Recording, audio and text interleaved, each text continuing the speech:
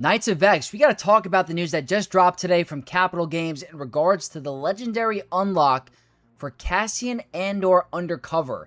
A lot of people are talking about it. A lot of players are upset about a change that was done recently by Capital Games that was recently in the data mines to be something that it isn't now. What I'm talking about is the legendary event, the time frame in which it was supposed to run. Originally, we had a data mine a couple days ago talking about when the event was going to return and how long it was supposed to last. As of today, which is August 4th, which is the starting date of the event, it is only lasting 1 week. Now, I don't have a problem with that. That's not the problem that we have to talk about. It's the changing of the data mine previously.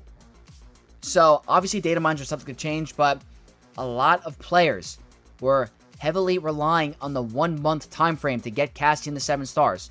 There is now going to be a panic rush to get Cassian unlocked fast.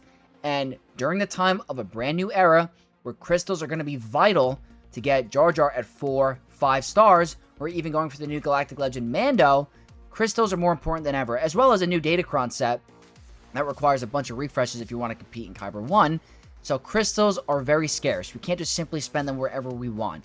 So it's putting players in a little bit of a situation. So what I want to talk about is what exactly happened and what you should be doing going forward in terms of value of these characters. So we're going to get right into it, guys. What I want to show you first is the data mine that I'm referring to from what I and other players were relying on later on. So let's head over to Discord really quick, and I'm going to show you guys the data mine really quick. So this was on 7/24, and this was saying that the Cassian Andor Undercover event will begin Tuesday, August 4th, 2026 at 2 p.m.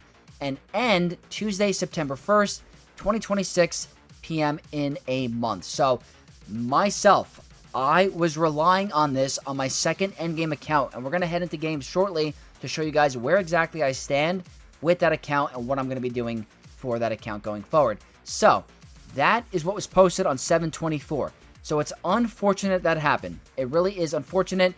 Then they posted on 7/28 that Maul's event was going to be coming back as well and only lasting 7 days. I do not see anything there referring to Cassian's event being changed. There's nothing here. Unless I'm blind, I don't see a single thing in this time frame saying Cassian is now getting changed to 7 days. So in the lead up to that, a lot of players could have been doing extra refreshes, double refreshes, triple refreshes.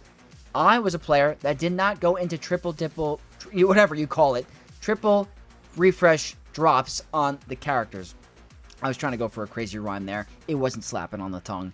But I now have to really panic farm, and I might not make it. There simply might not be enough time to get the characters up and running. But what I want to show you, which is confirmed today, which is, we'll go into game and I'll show you, but in my other Discord chat, what I want to show you in a second is I'm going to hide over here because I don't want to show exactly everything in that chat because it's a private Discord. But we're going to quickly head over here. I'm going to get to the screenshot really, really quick. Now, I'm going to open this up and head back really fast. But pretty much, it was confirmed by Meathead that this is a question that was asked. It was saying by Dingus, anything on the Cass event being 7 days instead of 30, and Meathead confirmed it is 7 days. This was adjusted on the 28th of last month. So I personally didn't see a post about it. I'm not sure if you guys saw a post about it, but there was nothing that was fixed in the data mines to confirm that it was only going to be lasting 7 days. So it's kind of annoying. I mean, obviously legendary events normally last 7 days. I think the Maul one ran 30 days. The Maul Hatefield lasted 30 days, so we had a lot of time to get those characters, and it really helped me. That whole month really helped me on my second endgame account get them to 7 stars, because without the 30 days, it was never going to happen. So it is simply extremely frustrating that we weren't notified of this change. At least I wasn't aware of it. I checked the recent post. There was nothing saying that it was corrected or changed. So it is a little bit of an annoyance. So what we're going to do now is head into game and show you guys exactly what I'm referring to. So this is my second endgame account, Goth Mommy, Sexy Vexy. Come ahead and join the cult. Very elite group of individuals. Anyway, when you go over here, it's not showing in the journey guide because I'm not ready for it. But if you go in the journey guide over here, Cassian, it's going to say under here, battle locked. I can't do it because I do not have the full requirements at Relic 6 yet, because I'm still farming the shards to get to 7. The event ends in 6 days and 20 hours, so this is simply going to be extremely hard for me to get. I am going to have to go into crystal refreshes for me to get it done, because 50 to 60 shards in 7 days of 2 characters is really pushing it. And I've been really going hard. I've been farming these characters ever since they've been dropped, but it's just frustrating because I'm not going to make it. So over here, I have 9,000 crystals stored. I'm relying on these crystals to go for the 5-star variant of Jar Jar, as well as using it for Datacrons and Conquest, and potentially the brand new Galactic Legend Mando. So the problem is that I have 3 characters remaining. I have Dedra, Cinta, Kaz, and Major Partagaz. 48 over here, 51 over here, and 2 over here. There are 6 days. I am not going to make it. I'm not going to get 50 shards in that amount of time frame. In 1 month, I would have been fine. Absolutely fine. So I wasn't going overboard with my refreshes. I was doing it patiently. If I started going for triple refreshes on the day it was announced, I'd be closer. I might be in the 60 shard range or the 70 shard range. But I was only doing 1. And there were some days I was getting 0 or getting 1. So the chances of me getting an increased drop rate would have helped, and I would have been closer to a 7-star Cassian than I am right now. So I am in a situation where I have to decide, do I spend the crystals over here for Dedra Mira, who I've already done crazy refreshes for? I'm already at the 100 for today. I'm not spending 4,000 crystals to get her to 7 stars. That's going to be a huge waste of investment and resources, and it just plain out sucks. So it really does stink. It's unfortunate. It's annoying that CG did this. I think that it was a little misleading. They should have let us know earlier or fix the data mines. But it looks like I'm not going to be able to get a 7-star Cassian after months and months of farming and preparation from what was based off of the data mines, which I know it's subject to change, but it's typically pretty spot on accurate. So my question is, or the question that I've been asked is, Vex, do I spend the crystals to get these characters to 7-star? Is Cassian Andor worth it? And my answer to you is no. I do not think it's worth it. I think that, just like me, I'm going to have to settle for a 5-star or 4-star Cassian, whatever I have. I think it's 5-star. I'm going to have to settle for a 5-star Cassian until it comes back an additional time, because there is simply way too much going on in the game right now that requires more crystal investments, especially the new marquee characters to unlock Darth Jar Jar, because Darth Jar Jar is going to end up being a lot better character than Cassian in the long run, in my opinion, based off of early gameplay. We haven't even seen a focused Datacron that he's going to be having later on. So if I were you guys, I would stick to the course and not spend any crystal refreshes on the Cassian Andor characters. I just think the team is going down in viability. Obviously, they're pretty solid, but they're nowhere near a Spider Maul, a Rod of the Hutt.